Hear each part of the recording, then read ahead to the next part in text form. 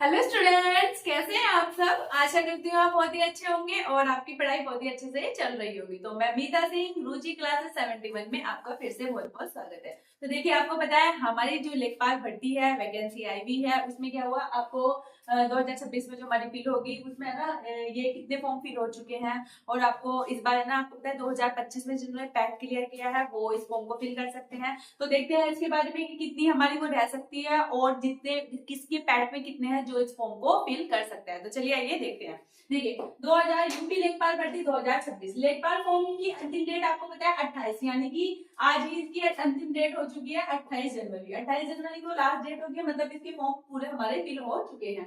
अब बात करते हैं टोटल फॉर्म। टोटल फॉर्म की अगर मैं बात करूं, अब तक 6 लाख या 7 लाख के समथिंग फॉर्म क्या हो गया हमारे फिल हो चुके हैं इसमें। और वैकेंसी कितनी है, देखिए वैकेंसी बहुत कम है और देखो फॉर्म कितने फिल हो चुके हैं। ये तो खैर कोई बात नहीं, फॉर्म तो फिल ज्यादा ही होता है। देखो प्रीवियस ईयर रिकॉर्ड की मैं आपसे बात करूं कि पैट 2021 में अगर मैं बात करूं जब वैकेंसी हमारी थी 8085, कितनी थी 8085 हमारी वैकेंसी थी। तो उस टाइम क्या हुआ था, हमारे फॉर्म फिल कितने हुए थे, 14 लाख के समथिंग हमारे फॉर्म फिल हुए थे। यहाँ पे कितने लाख हुए थे, 14 लाख के समथिंग। यहाँ देखिए पैट का कट ऑफ इस बार का, देखिए पहले तो अब की वैकेंसी क्या है, अब क्या वैकेंसी क्या है हमारी 7,994 वैकेंसी हमारी अब की बार आई है। इससे देखिए कम वैकेंसी आई है और पहले ज्यादा है, और आपको पता है आई भी बहुत दिनों के बाद है।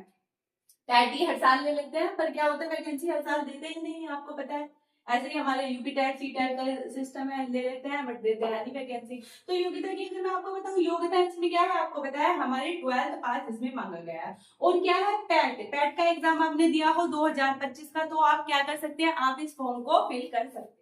अब बात करते हैं एज कितनी है, 18 से 40 आपकी एज होनी चाहिए। वहां पे क्या हो सकता है, वहां पर आप फॉर्म फिल कर सकते हैं। क्वेश्चन की अगर मैं बात करूं तो 100 क्वेश्चन आते हैं हमारे यहाँ पर, 100 क्वेश्चन आएंगे। और उसका सिलेबस क्या है वो भी मैं आगे से आपको अभी डिस्कस करूंगी आपसे। तो बात कर लेते हैं, देखिए 100 क्वेश्चन 2 घंटे का टाइम देते हैं इसमें। और क्या होता है, एक अगर आपको एक क्वेश्चन का 1 अंक हमारा मिलता है, अगर आपका एक क्वेश्चन गलत है तो 0.25 की क्या होगी आपकी मार्क्स कट जाएगा।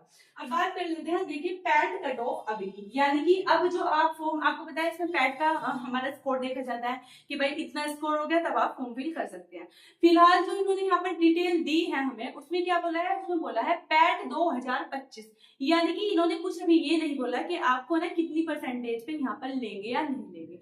तो इसका मतलब फॉर्म तो आप फिल कर सकते हैं। तो आइडिया क्या है, अगर किसी मतलब कौन सी कैटेगरी में कितना स्कोर रहे तब आप क्या कर सकते हैं, फॉर्म फिल कर सकते हैं। तो चलिए इस पे हम कर लेते हैं थोड़ी सी चर्चा।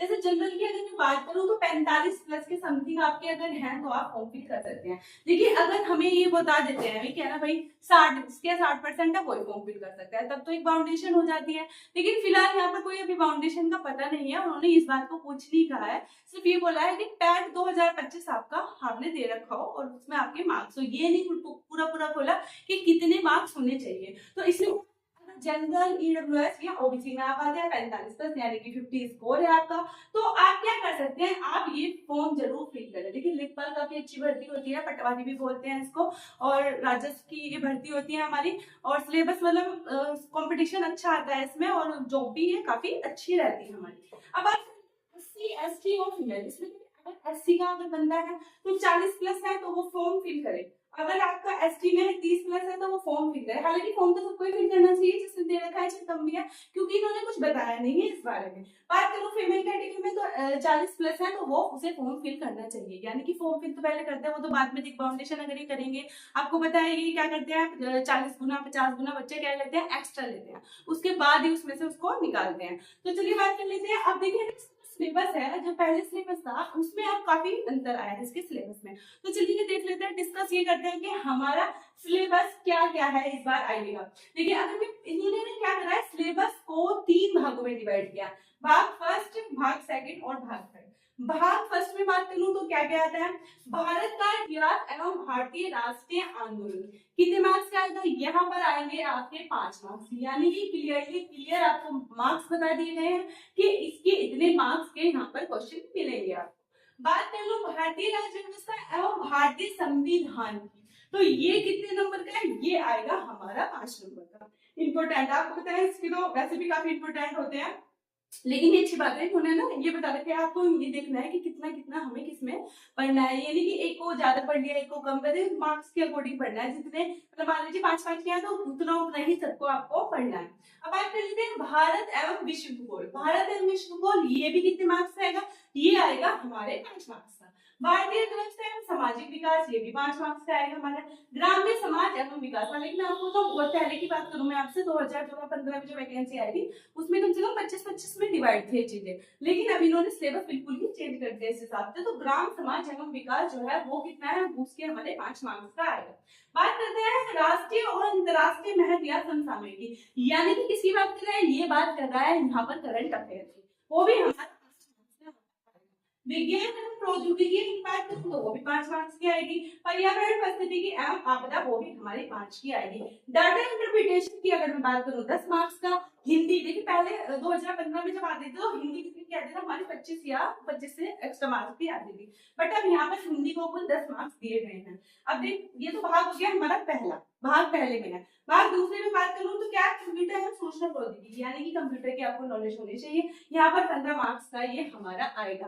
अब बात कर लूं आपसे भाग 3 में। भाग 3 में उत्तर प्रदेश की सामान्य संबंधित सामान्य जानकारी, यानी कि आपको पता है जो यूपी का पेपर होता है उसमें यूपी स्पेशल आता ही आता है, तो वो तो आपको याद करना है। जैसे आपको यूपी पुलिस हो गया, मतलब यूपी का कोई भी, यूपी एसआई तो एक्स्ट्रा आपको ना यूपी का तो पढ़ना ही होता है, तो वो कितने मार्क्स है, यहाँ पर 20 मार्क्स का आपका आ जाएगा। तो टोटल मार्क्स कितने हो जाएंगे, टोटल मार्क्स हो जाएंगे हमारे 100, और आपको एक क्वेश्चन के लिए 1 मार्क्स पूरा मिलेगा। यदि आपका क्या होगा, एक क्वेश्चन गलत होगा 0.25 की क्या होगी, आपके मार्क्स यहाँ पर कट जाएंगे, यानी कि इसकी यहाँ नेगेटिव मार्किंग है। तो ये बात नहीं देखिए हमारे यूपी लेखपाल की भर्ती की है। अगर आपने 2025 पैड दे रखा है तो सब फॉर्म फिल कीजिएगा, वो बाद में पता चलेगा ये कितने बच्चे लेंगे। देखो पिछली बार की अगर मैं बात करूँ तो इन्होंने कम से कम ना 60 गुना बच्चे लिए थे इस वाली वैकेंसी में जो हमारी ये आई थी, लेकिन अब की बार उम्मीद है 50 से 40-50 गुना ज्यादा लेते ही है। तो फॉर्म जरूर फिल कीजिएगा और इसकी बहुत अच्छे से तैयारी कीजिएगा, क्योंकि ये हमारी जॉब बहुत ही अच्छी है।